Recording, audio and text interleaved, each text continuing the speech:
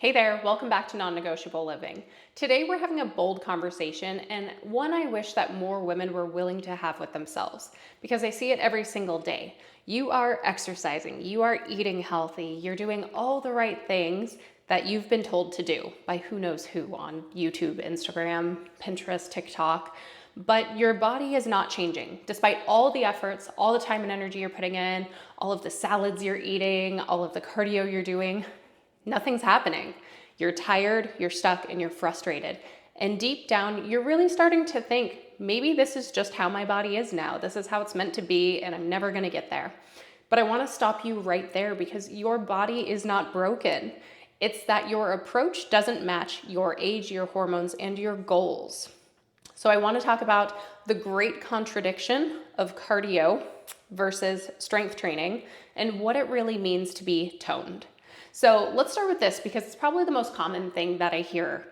Women tell me all the time, I just want to be toned. I don't want to be super muscular.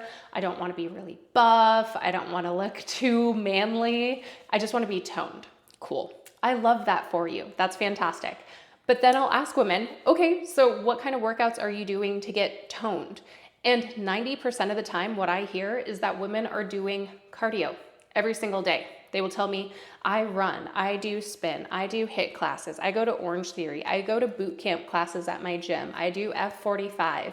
Or on the other hand, I hear women tell me, I'm going to Pilates, I'm doing yoga. And those things are great, but that's not strength training. It does build core strength, it does build some strength, but that's not going to build a toned and defined body. So this is where the breakdown starts. Because toned is a word that we throw around, but what it actually means is you want to build more muscle and you want to lose the fat over the muscle so you can see the muscle. And cardio alone will never do that.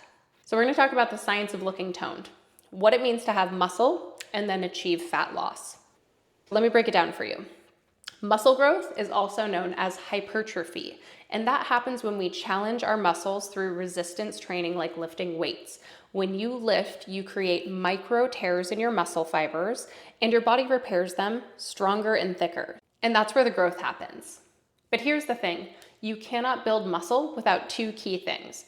First off is enough weight, so enough stimulus. Heavier weights, not 2-pound dumbbells, not 5-pound dumbbells, not the same 10-pound dumbbells you have been lifting for the last 15 years that you've had sitting in the corner of your house, but truly pushing yourself and lifting heavy. And the second part is enough fuel, adequate calories and protein. So this is where the disconnect often happens, is women will say, well, I'm lifting heavy. Cool, but are you eating enough? Probably not. Or they'll say, well, I'm eating enough. And it's like, all right, but are you lifting heavy enough? Probably not. Do you see where we miss the boat here? If you're not lifting heavy enough and you're not fueling your body enough, then the results are never going to come. So if you're skipping meals, you're fasting, you're only eating 1,000 calories a day, you're not getting enough protein in, you're eating like a bird, you're consuming a ton of salads, not enough meat, you're doing hours of cardio every day, you're not building muscle, period. End of story. In fact, you're probably burning through your muscle and decreasing your muscle mass and increasing your cortisol at the same time. It is a vicious cycle that I see so many women on. So I want to talk about the fact that every woman tells me, but Ashley, I don't want to get bulky. Bulky isn't a thing if you are building muscle and losing body fat. Bulky is only a thing if you're putting on body fat. So let's talk about this. And I say this with love. You are never going to get too muscular by accident. It's never just going to happen overnight. You look at Arnold Schwarzenegger, and that did not happen in a year. That happened after years and years and years of conscious effort, training, pushing himself, eating a ton. And sometimes women will look at me and they'll say, well, I don't want to be as muscular as you. Well, don't worry, honey. It's not going to happen by accident. I have been lifting weights since I was 14 years old. I have gone through so many muscle growth and fat loss phases. I am actively in a bulk right now. You're not going to get there by accident. And muscle growth takes so much time.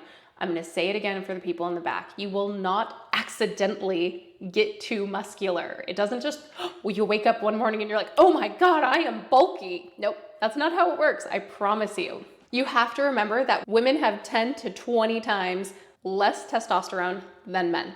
It is extremely difficult to build significant muscle mass. And in order to do it, you need to be lifting heavy, You need years of consistency, and you need a lot of food. But what's more common for women? Undereating, overtraining, too much cardio, and wondering why your body isn't changing. That's why you're stuck. So let's talk about the cortisol crash, what you're missing about stress and weight loss. Cortisol is your body's natural stress hormone. It's not bad. It's actually really helpful in the right amounts. It helps you wake up. It gives you energy to work out. It helps regulate inflammation. But chronically elevated cortisol levels are a problem. But you know what raises cortisol? Skipping meals, especially breakfast, exercising too hard and too often, doing too much cardio, fasting for long periods, never giving your body rest, not sleeping well enough, and stress from life. Hello, motherhood and work. So here's what high cortisol does to your body. It increases your belly fat storage, especially the visceral fat, which is the dangerous fat that lines your organs. It disrupts your sleep. Hello, 1 to 3 a.m. wake-ups every day. It raises your blood sugar levels and increases those afternoon crashes. Also, it suppresses your metabolism. So all of the women who tell me, oh, Ashley, I wake up and I'm just not hungry. That's not a good thing. That means your body is running on stress hormones. So we have to remember, our body naturally should have strong hunger cues. We should get hungry throughout the day. If you are never hungry, then your body is running on a high level of cortisol. Not a good thing.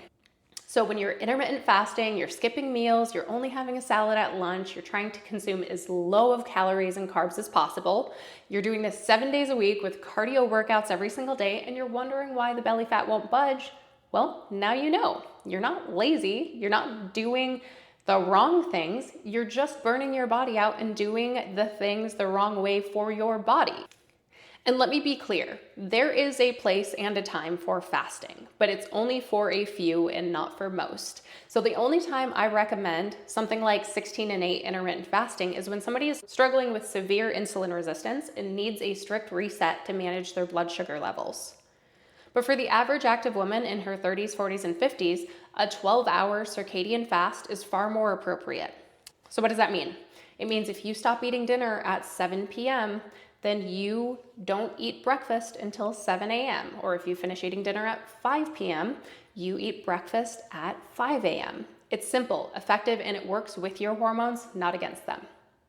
So let's talk about ideal training splits and what actually works, because you're busy and I get it, but so am I. We're all busy. You're not alone, I promise. So what I typically give my clients is a 5-day routine. I never ask anybody to do anything more than I do, and I work out 30 minutes a day at most 5 days a week. So for most of my clients, it's 3 days of strength training, 2 days of cardio, or 4 days of strength training and 1 day of cardio. Also, active daily steps and then active recovery days. 2 days a week are recovery days, which means you can get your 10,000 steps, you could do some yoga, you can stretch, foam roll, do all of that, but we need those rest days. And we're going to talk about why. But I just need you to remember, if you're one of those women who say, well, I work out 7 days a week or I work out 5 days a week, but I do cardio and lifting every single day, you're doing it wrong. We have to be very intentional about lifting heavy, expending our energy, lifting weights, achieving hypertrophy, that muscle growth, and then letting our body rest. If we're spiking our cortisol and we're burning extra calories every day we're lifting, then we're doing our body a disservice. So let's talk about why strength training changes everything. When you strength train, what happens in your body is your metabolism increases. Muscle is metabolically active. The more you have, the more calories you burn at rest. It also changes the shape of your body. Cardio can shrink you, but lifting can shape you. So if you want curves, if you want a nice booty, if you want good arms, we have to build muscle. Also, your insulin sensitivity improves. So lifting helps your body use more carbs efficiently, so you can store less fat and feel more energized. Your bones get stronger, especially important for women post-30 as estrogen starts to drop and we start to experience bone loss as we get towards menopause. Lifting is the antidote. Lifting is one of the few things that can actually help prevent osteoporosis. Also, our mood improves. Strength training reduces anxiety, depression, and improves cognitive function. So it helps us get rid of the brain fog. So when it comes to strength training, we have to take rest days. Our body builds at rest. So when we're talking about those micro tears being achieved in our muscles and then our body building, we have to have rest in order for our body to achieve that hypertrophy or that muscle growth. So that's why I'm adamant about having 2 rest days, because that's when our body is going to recover and build. Make sure we take our rest days and take them very seriously. It's just as important as our training days.